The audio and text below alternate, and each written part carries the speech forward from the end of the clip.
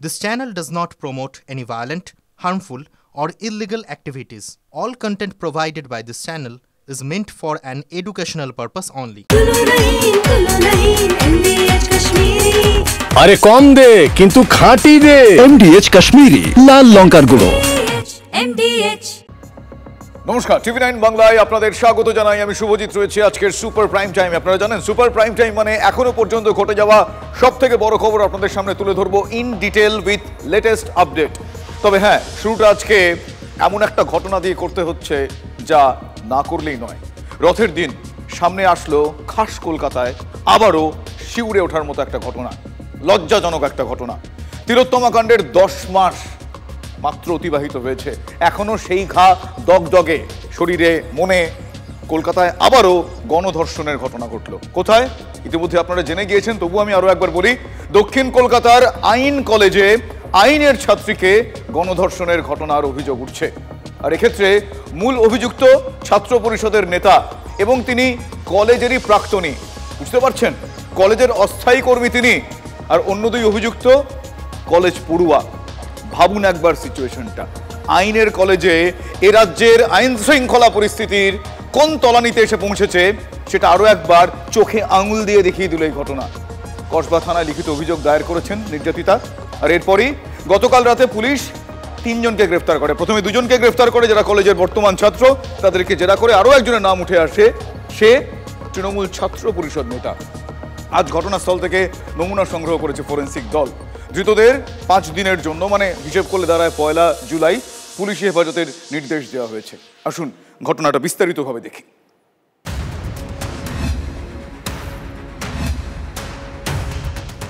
এখনো বিচারের অপেক্ষায় আরজিকর হাসপাতালের নিহত তরুণী চিকিৎসকের পরিবার।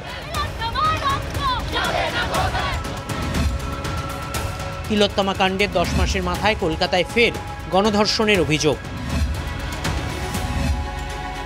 এবার আইনের কলেজেই আইনের ছাত্রী গণধর্ষিতা। দক্ষিণ কলকাতার কসবা সাউথ ক্যালকাটা ল কলেজে ছাত্রীকে গণধর্ষণের অভিযোগ কলেজেরই এক প্রাক্তন পড়ুয়া ও কলেজের 2 ছাত্রের বিরুদ্ধে। অভিযোগকারিনীর দাবি 25শে জুন বুধবার সন্ধ্যে 7:30 থেকে 10:30টার মধ্যে নির্যাতন করা হয় তাঁকে। মূল অভিযুক্ত মনোজিৎ মিশ্র কলেজের প্রাক্তন ছাত্র, অন্য 2 অভিযুক্ত জাইব আহমেদ ও প্রমিত মুখোপাধ্যায় কলেজের পড়ুয়া।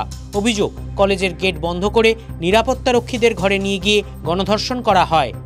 একটা হচ্ছে এখানে একটা কলেজের ছাত্র রাজনীতিকে কেন্দ্রকে মানে ইয়ে করে ইস্যু খাড়া করে একটা অ্যালিগেশন দিয়েছে, সেটা সাহেব বিচার করে মঙ্গলবার পর্যন্ত ডিসি দিয়ে 3 জনকে আমরা অ্যারেস্ট করে নিয়ে এসেছি।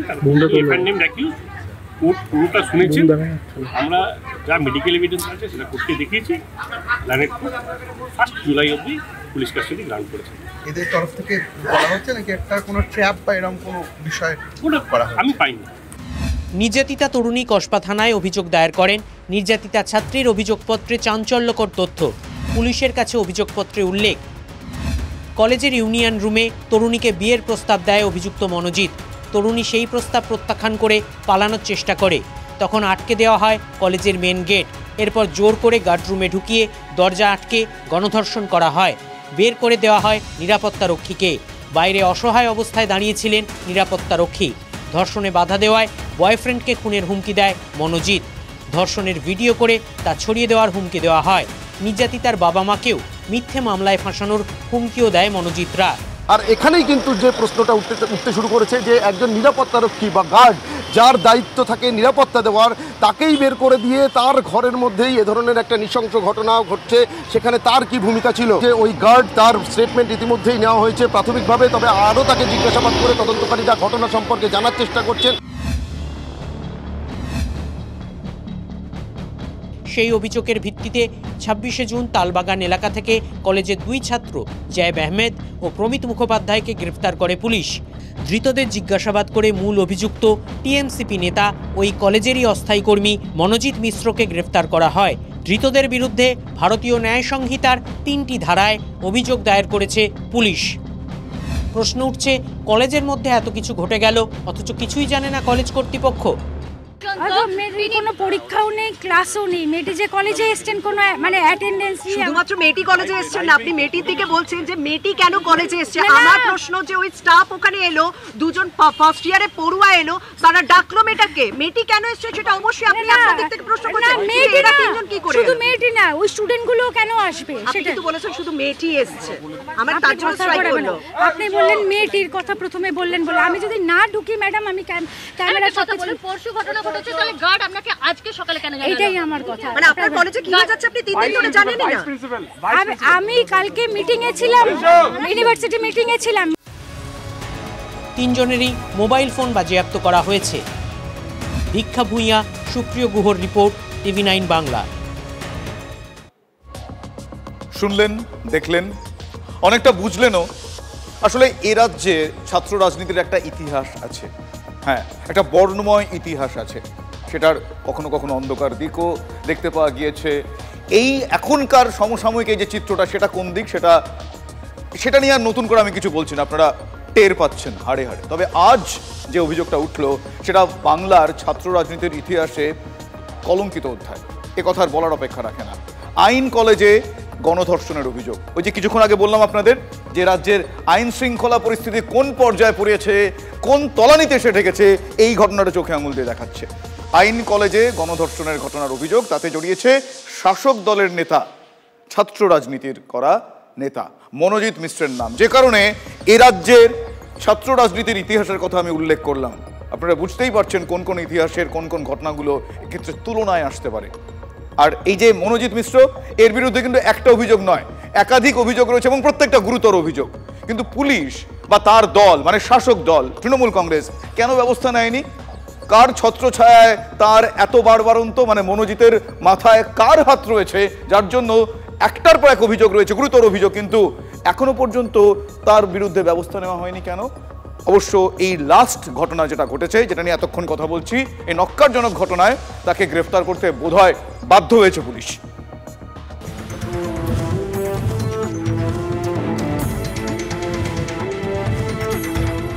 মার্ভেল কমিক্সের স্পাইডারম্যান সিরিজের সংলাপ বিখ্যাত, with great power comes great responsibility, অর্থাৎ ক্ষমতার সঙ্গে সঙ্গেই আসে বিরাট বড় দায়িত্ব। কিন্তু ক্ষমতা পেলে অপব্যবহারই যেন এখন এ রাজ্যের দস্তুর। জল জ্যান্ত উদাহরণ তৃণমূল ছাত্র পরিষদের নেতা মনোজিৎ মিশ্র। সাউথ ক্যালকাটা ল কলেজে গণধর্ষণে 3 অভিযুক্তের মধ্যে অন্যতম। কলেজে মদের আসর বসানো, কলেজে নিয়োগে প্রভাব খাটানো, গুন্ডা পাঠিয়ে ছাত্রদের উপর হামলা, একের পর এক অভিযোগ তার বিরুদ্ধে। কলেজের বাইরে আমরা অনেক স্টুডেন্টরা ছিলাম, আমাদেরকে একবার অ্যাটাক করা করিয়েছিল। সবার নাম আমাদের কাছে এফআইআর করা হয়েছে, কোনো অ্যাকশন হয়নি। তারপরে অনেক রকম থ্রেটনিং হয়েছে, আমাদেরকে কলেজের বাইরে অনেকজনকে ধরে ধরে আমাকেও থ্রেট করা হয়েছে, আমাকে আবারও মারা হয়েছে 2024। আরজিকর কাণ্ডের পরে টিএমসিপির বিরুদ্ধে ক্যাম্পাসে ক্যাম্পাসে থ্রেট কালচার চালানোর অভিযোগ সামনে এসেছিল, এক্ষেত্রেও তাই। শয়ে শয়ে ছেলে মেয়ে এখানে ইল্লিগাল অ্যাডমিশন হয় লক্ষ লক্ষ টাকার বিনিময়ে। ইল্লিগাল অ্যাডমিশন এই মনোজিৎকে দিয়ে প্রত্যেকের মুখ চুপ করিয়ে দিত। মনোজিৎই কি সর্বাই করে? মনোজিৎই সর্বা। আর মনোজিতের মাথায় কার হাত আছে? মনোজিতের মাথায় হাত আছে, তৃণাঙ্কুর আছে, সার্থক তো আছে।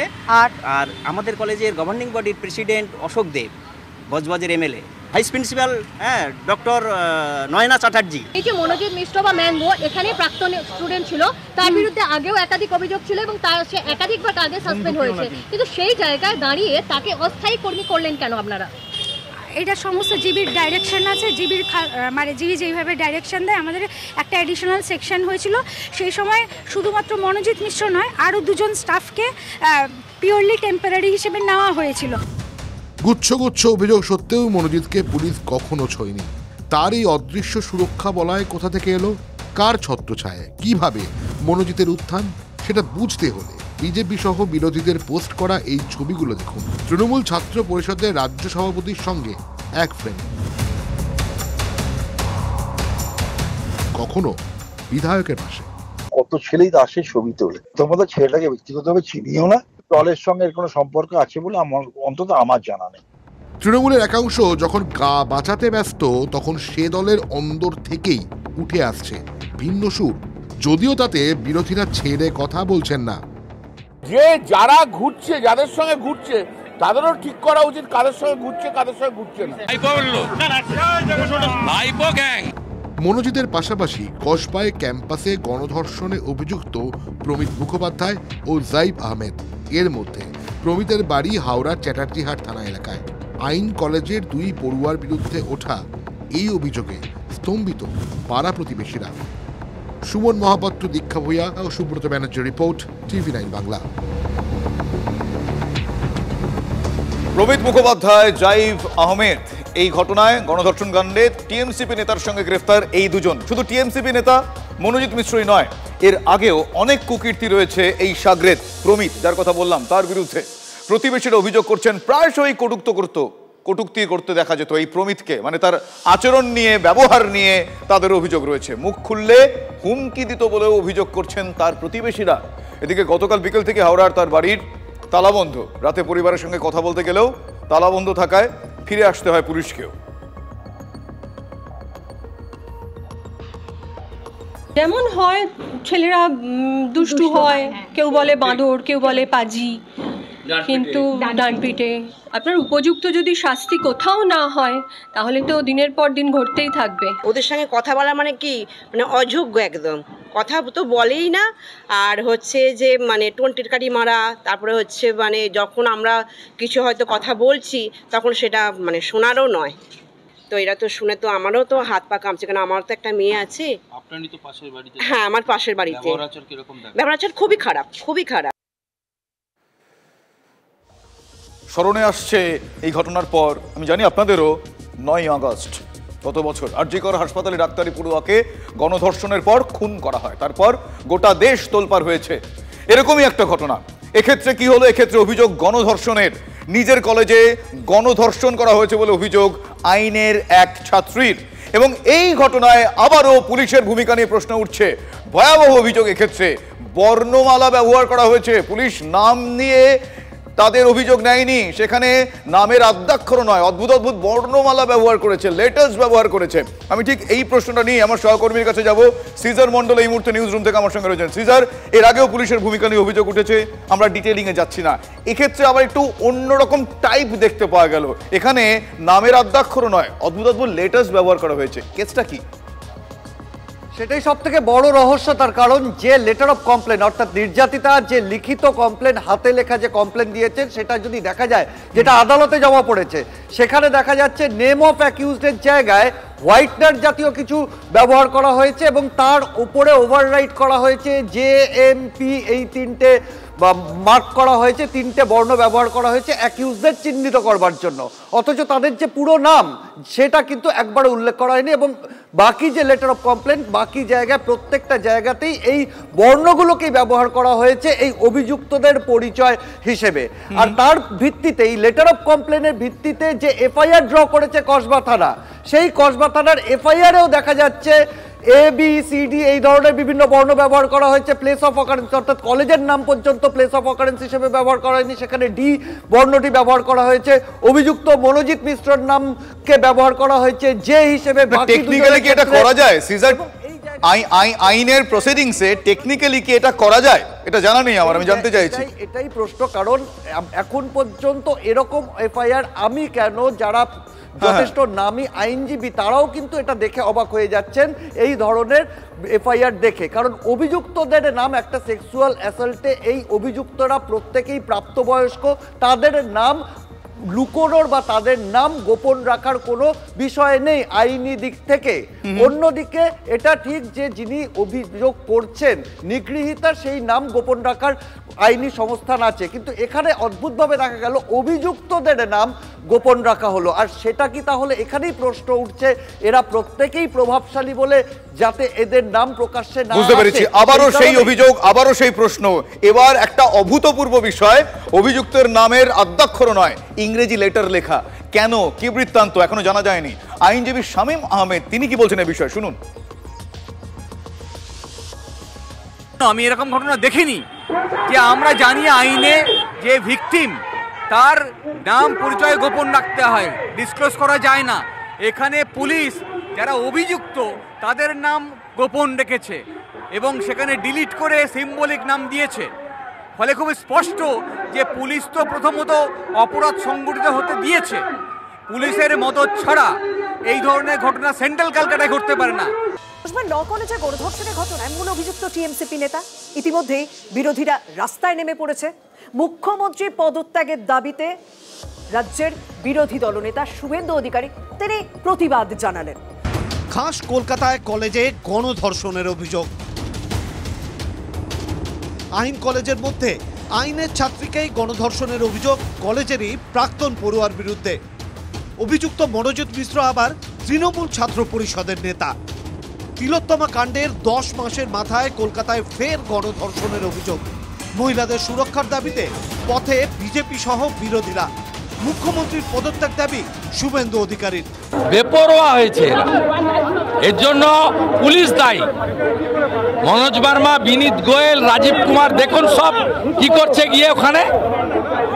কলকাতা পুলিশকে তো পুরো নিয়ে চলে গেছে দীঘাতে। এই রাজ্যের মুখ্যমন্ত্রীর চেয়ারে থাকার যোগ্যতা নেই। আমরা ইস্যু টেক আপ করছি এবং খুব বড় জিনিস হবে। আমরা দেখেছি বিজেপি শাসিত রাজ্যে, কর্ণাটকে আর অন্য রাজ্যে দেখেছি নৃশংসভাবে নারী ধর্ষণ করে তাদের মুখে প্রস্রাব পর্যন্ত করে দেওয়া হয়েছে। সুতরাং শুভেন্দু অধিকারীর মুখে এসব কথা মানায় না। শিক্ষা প্রতিষ্ঠানের মধ্যে কিভাবে এ ধরনের ভয়ঙ্কর ঘটনা ঘটে, প্রশ্ন বিজেপির রাজ্য সভাপতি। শিক্ষাকেন্দ্রে মেয়েদের সুরক্ষা নেই। আরজিকর কাণ্ডের পর তো প্রমাণ হয়ে গেছে যে রাজ্যের টপ মেডিকেল কলেজগুলোর মধ্যে একটিতে যদি এই ধরনের ঘটনা ঘটতে পারে, তো ল কলেজ তো যেখানে আইনের শিক্ষার্থীরা তৈরি হয় সেখানে আইন ভাঙা হচ্ছে, তাহলে রাজ্যের অবস্থাটা কি?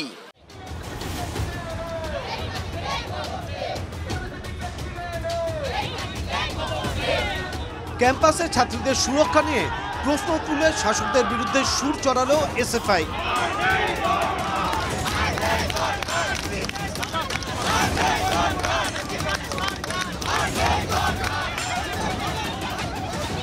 তৃণমূল নিজের সুবিধার জন্য, ক্যাম্পাস দখল রাখবার জন্য এই ধরনের মনোজিতের মতন এই ধরনের ক্রিমিনালদের তাদেরকে পুষেছে ক্যাম্পাসের ভেতরে।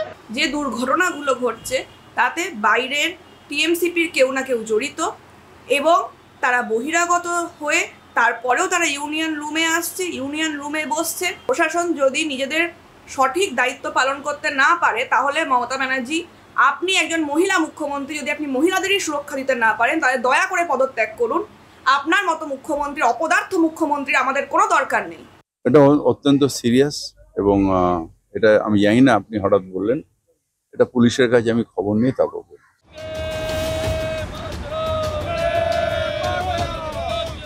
আইন কলেজের মধ্যেই আইনের ছাত্রীকে গণধর্ষণের অভিযোগে দিনভর উত্তপ্ত হয়ে রইল কসবা এলাকা। কসবা থানার সামনে অবস্থান কংগ্রেসের, রাস্তা অবরোধ করে বিক্ষোভ বিজেপির। অবরোধ তুলতে গেলে পুলিশের সঙ্গে ধস্তাধস্তি বিজেপি নেতা কর্মীদের। আটক রাকেশ সিং সহ বেশ কয়েকজন বিজেপি নেতা কর্মী।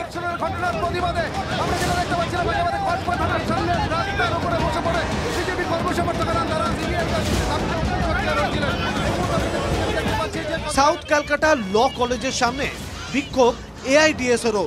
Bureau report, TV9 Bangla.